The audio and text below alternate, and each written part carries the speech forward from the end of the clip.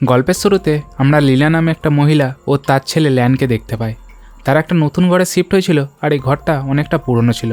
লীলার হাজব্যান্ডের মৃত্যু 3 মাস আগে হয়ে গেছিল, তাই জন্যে তাদেরকে একটা নতুন ঘরে শিফট হতে হয়। নতুন ঘরে আসার ফলে ল্যানের সোশ্যালাইজ করা অনেকটা অসুবিধাই হয়ে যায়, তাই জন্যে সে তার সবসময় তার ইলেকট্রনিক জিনিসগুলো নিয়েই কাটাতো। এরপর লীলার দেখা তাদেরই এক প্রতিবেশী নীলের সাথে হয়। সে একজন ইলেকট্রিক সার্ভিস প্রোভাইডার ছিল। লীলাকে সে তার একটা কার্ড দিয়ে যায়।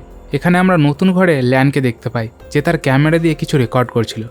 রেকর্ড করার সময় সে কিছু লক্ষ্য করে, দেখে যে সামনের বাড়িতে কিছু চোর চুরি করতে গিয়ে সেই ঘরের মহিলাটাকে মেরে দেয়। এইসব ঘটনা ল্যান চুপিসারে যখন লক্ষ্য করছিল, তখন সামনের ঘরে থাকা একটা চোর তাকে দেখে নেয়। আর এটা দেখে ল্যান একদম ভয় পেয়ে যায় এবং সেখানে সে চিল্লাতে থাকে। ল্যানের আওয়াজ শুনে সেখানে লীলা চলে আসে আর তাকে বুঝিয়ে শুয়ে পড়তে বলে।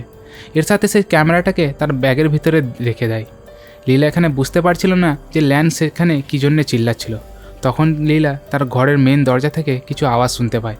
যখন ও বাইরে চেক করতে যায়, সেখানে সে নেলকে দেখতে পায়। নেল এখানে এসে জানায় যে অনেকক্ষণ ধরে সে দরজার ডোরবেল প্রেস করছিল, কিন্তু কোনো রেসপন্স না পাওয়ায় সে ভিতরে চলে এসছে। তার মনে হচ্ছিল যে ঘরের ভিতরে কোনো কিছু প্রবলেম হয়েছে। এরপর নেল এখানে ইলেকট্রিকের কাজ শেষ করে এখান থেকে চলে যায়।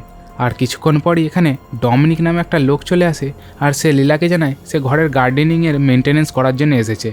লীলা এখানে তাকে সেই জায়গাটা দেখায় এবং তাকে বলে সে যেন ঘরের ওপরে না যায়। এরপর লীলা তার কাজে লেগে যায় এবং কিছুক্ষণ পর যখন ওপরে ল্যানের রুমে যায়, সেখানে সে ডমিনিককে কিছু খুঁজতে দেখতে পায় এবং সে ডমিনিককে জিজ্ঞেস করে সে ঘরের ভিতরে কি করছে, কিন্তু ডমিনিক তার কথায় কোনো উত্তর দেয় না। লীলা তাকে তার ঘর থেকে বাইরে যেতে বলে। এরপর ডমিনিক লীলার উপর আক্রমক হয়ে তার উপর অ্যাটাক করে দেয়। সেখানে লীলা তার ডিফেন্সে ডমিনিকের উপর অ্যাটাক করে দেয় এবং তাড়াতাড়ি উপরে গিয়ে ল্যানকে নিয়ে একটা সেফ রুমের ভেতরে ঢুকে পড়ে। বাইরে থেকে এই সেফ রুমটা খোলা একদমই অসম্ভব ছিল। ল্যান রুমটাতে এতই মডিফিকেশন করেছিল যে ঘরের ভিতর থেকে সে বাইরের সব ঘটনাগুলোকে পরিষ্কার দেখতে পাচ্ছিল। ডমিনিক সেই রুমটার দরজার কাছে এসে বলে তাদের শুধু সেই ক্যামেরাটা দরকার যাতে তাদের অ্যাক্টিভিটি রেকর্ড করা হয়েছে, যার মানে সে সেই চোরদের মেম্বারগুলোর মধ্যে একজন ছিল।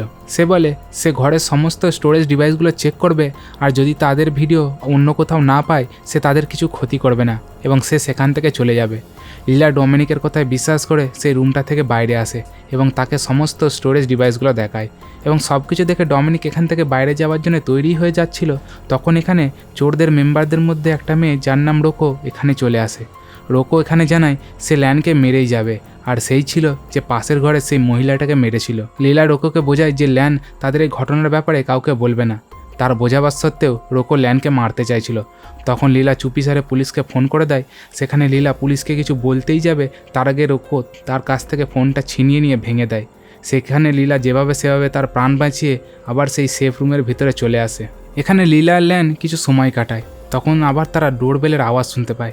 সেখানে তারা ক্যামেরার সামনে একজনের মেকানিককে দেখতে পায়, কিন্তু রোকো এখানে তাকে ভয় দেখিয়ে সেই লোকটাকে এখান থেকে যেতে বলে। লীলা মাইকের সামনে সেই লোকটার কাছ থেকে হেল্প চায়, কিন্তু তখন সেই মাইকটা কাজ করছিল না। তখন রোকো সেই সেফ রুমের বাইরে এসে তাদেরকে ধমকি দেয়, তারা যদি সেই সেফ রুমের বাইরে না আসে, যখন তাদের রুমের সাপ্লাই শেষ হয়ে যাবে, তারা যখন রুমের বাইরে বেরোবে তাদেরকে সে মেরে দেবে।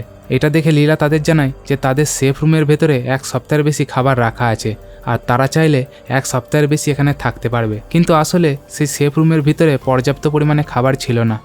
এইটা শুনে রোকো একদম চিন্তায় পড়ে যায় আর সে দরজাটাকে ড্রিলের সাহায্যে ফুটো করতে চাইছিল, কিন্তু সেফ রুমের দরজাটা খুবই শক্ত হয় তারা সেটা ড্রিল করতে পারছিল না। সেফ রুমের ভিতর থেকে লীলা সব কিছুই দেখতে পারছিল এবং সে বুঝতে পারে ডমিনিক খারাপ মানুষ নয়। এভাবে রাত হয়ে যায়, আবার সেই ডোরবেল থেকে আওয়াজ শোনা যায়। এবার দরজার পিছনে দাঁড়িয়েছিল একটা পুলিশ অফিসার, কারণ দুপুরের দিকে লীলা যখন পুলিশকে ফোন করেছিল তখন সেখানে কথাবার্তা কিছু হয়নি।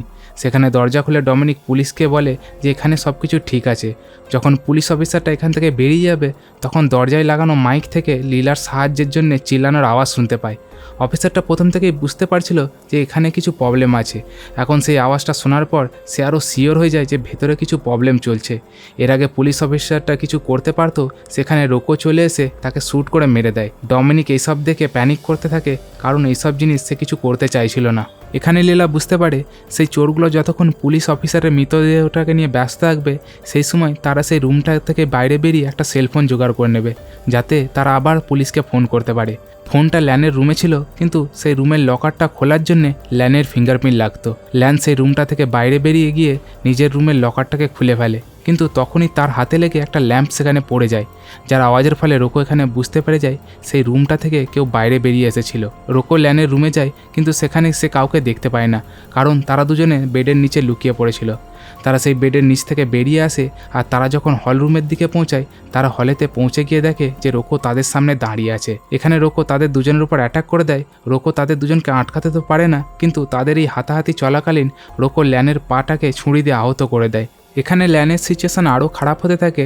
লীলা ল্যানের ফার্স্ট এড করলেও সে বুঝতে পারে যদি সে ল্যানকে ভালোভাবে ট্রিটমেন্ট না করে তাহলে ল্যানের পক্ষে সেটা ক্ষতিকারক হতে পারে। এখানে লীলা ফোন তো পেয়ে গিয়েছিল, তাই জন্য সে পুলিশকে ফোন করার ট্রাই করে, কিন্তু সেফ রুমের ভিতরে কোনো নেটওয়ার্ক পাওয়া যাচ্ছিল না। এখানে লীলার কাছে টেক্সট মেসেজ করা ছাড়া কোনো উপায় ছিল না।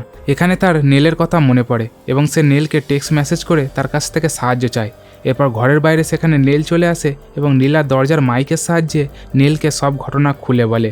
এখানে নেল পুলিশকে ডাকার বদলে নিজেই হিরোর মতো ঘরের ভিতরে ঢুকে পড়ে। অন্যদিকে আমরা ডমিনিককে দেখতে পাই, যারা পুলিশ অফিসারের মৃতদেহটাকে গাড়িতে রাখছিল। তারা যখন সেই মৃতদেহটাকে রাখছিল, সেখান থেকে যাওয়ার সময় একটা মহিলা তাদেরকে দেখে নেয়। রোকো সেখানে ডিসাইড করে সে ওই মহিলাটাকে মেরে দেবে, কিন্তু ডমিনিক এখানে সিচুয়েশনটাকে কন্ট্রোল আনে আর সেই মহিলাটাকে সেখান থেকে চলে যেতে বলে। এখানে লীলা ভাবছিল নেল তাদের জন্য হেল্প নিয়ে আসবে, কিন্তু আসলে সে নিজেই সেই চোরগুলোর হাতে ধরা পড়ে যায়। তারা নেলকে ক্যাপচার করে সেই সেফ রুমের সামনে নিয়ে আসে। সেই চোরগুলো বলে তারা যদি সেই সেফ রুমের ভেতর থেকে বাইরে না বেরোয় তাহলে তাদের সামনে তারা নীলকে মেরে দেবে। এখানে নীল ভয়ে বলে তারা শুধু ল্যানের সাথে কথা বলতে চাইছিল, যাতে তারা শিওর হয়ে যায় যে ল্যান তাদের বিরুদ্ধে কোনো প্রকারের প্রমাণ দেবে না। সে এটাও বলে তারা যদি বাইরে না আসে তাকে সেখানে তাদের প্রতিবেশীদের মতো মেরে দেবে। এটা শুনে লীলা একদম সারপ্রাইজ হয়ে যায়, কারণ সে নীলকে তাদের প্রতিবেশীদের মার্ডারের কথা বলেইনি। ও কিভাবে জানতে পারলো যে ওদের প্রতিবেশীদের এই চোরগুলো মেরেছে। এখানে লীলা বুঝতে পেরেছিল নীলও সেই চোরগুলোর মধ্যে একজন ছিল। আরও শিওর হওয়ার জন্যে সে ল্যানের ফোনে সেই ভিডিও রেকর্ডিংটা চেক করে। সেখানে সে দেখতে পায় সেই চোরগুলোর মধ্যে নীলও ছিল, যার মানে সেই চোরগুলোর সাথে নীলও মিশেছিল। এখানে লীলা বুঝতে পারে যে নেল সকাল থেকেই তাদের ঘরের আশেপাশে ঘুরছিল। তারা অনেক দিন ধরেই এই ঘরটা থেকে চুরি করার প্ল্যান করছিল। এখানে ডমিনিক, রোকো আর নীলের মধ্যে একটা বড় ঝগড়া হয়। ডমিনিক এখানে বলে সে শুধু একটা চোর আর সেই মার্ডারের সাথে কোনো প্রকারের জড়াতে চায় না। যখন ডমিনিক এখান থেকে বেরিয়ে যাচ্ছিল তখন রোকো পিছন থেকে তাকে গুলি করে মেরে দেয়। এরপর সেই চোরগুলো ভাবতে থাকে তারা কিভাবে ল্যান আর লীলাকে সেই সেফ রুমটা থেকে বাইরে বার করবে। সেই সময় নীলের মাথায় একটা বুদ্ধি আসে। সে সেই সেফ রুমের অক্সিজেন সাপ্লাইটাকে কেটে দেবে, যার ফলে তাদেরকে বাইরে বেরিয়ে আসতেই হবে। এরপর তারা যদি বাইরে বেরিয়ে না আসে তাহলে তারা সেই সেফ রুমের ভিতরেই মারা যাবে। তাদের অক্সিজেন সাপ্লাই কাট করার পর লীলা আর ল্যান সেখানে সাফোকেট করতে থাকে। সেই সময় ল্যানের মাথায় একটা বুদ্ধি আসে। ল্যান এখানে তার ফোনের সাহায্যে রুমের সব জিনিসগুলোই প্রায় কন্ট্রোল করতে পারতো, তাই জন্য সে তার ফোনের সাহায্যে রুমের ওয়াটার সাপ্লাই ও হিটারটাকে অন করে দেয়। সেই ওয়াটার সাপ্লাই থেকে পড়া জল হিটারে পড়ার ফলে পুরো ঘরে শর্ট সার্কিট হয়ে যায়, যার ফলে পুরো ঘরে লাইন চলে যায়। এই সুযোগ পেয়ে তারা সেই রুমটা থেকে বাইরে বেরিয়ে মেন রোডের দিকে দৌড়ায়, কিন্তু সেখানে রোকো আর নীল তাদের জন্য অপেক্ষা করছিল। অন্ধকারে তারা চারজন এধার ওধারে ছুটতে থাকে, যেখানে ল্যান আর লীলা লুকোবার ট্রাই করছিল আর রোকো তাদেরকে খুঁজছিল। অন্ধকারে এখানে নীল রোকোকে গুলি মেরে দেয়। এরপর সে ল্যানকে খুঁজে ফেলে। এখানে ল্যান একটা স্ক্রু ড্রাইভার দিয়ে নীলের উপর অ্যাটাক করে দেয় এবং তার হাত থেকে বেঁচে পালায়। অন্যদিকে নীল লীলাকে ধরে ফেলে এবং তার উপর অ্যাটাক করে। এখানে ল্যান বুঝতে পারছিল না সে কি করবে। এই সময় সে ঘরের বাইরে বেরিয়ে যায় সাহায্য আনার জন্যে। এরপর লীলা সেখানে পড়ে থাকা একটা ব্যাট দিয়ে নীলের উপর অ্যাটাক করে এবং তার হাত থেকে বন্দুকটাকে ছিনিয়ে নেয় এবং সে নীলের উপর শ্যুট করে। কিছুক্ষণ পরই এখানে ল্যানের সাথে পুলিশ চলে আসে এবং তারা দুজনে এখানে প্রপার এভিডেন্স দেয় যে তাদের সাথে কি ঘটেছিল। এর সাথেই পুরো কেসটা ক্লোজ হয়ে যায় আর এই গল্পটা এখানেই শেষ হয়। বন্ধুরা, এটাই ছিল সেফ রুমের গল্প। আপনাদেরকে এই ভিডিওটা কেমন লাগলো জানাতে ভুলবেন না। আমাদের এই বেঙ্গামি চ্যানেলকে অবশ্যই লাইক ও সাবস্ক্রাইব করে দিয়ে যাবেন।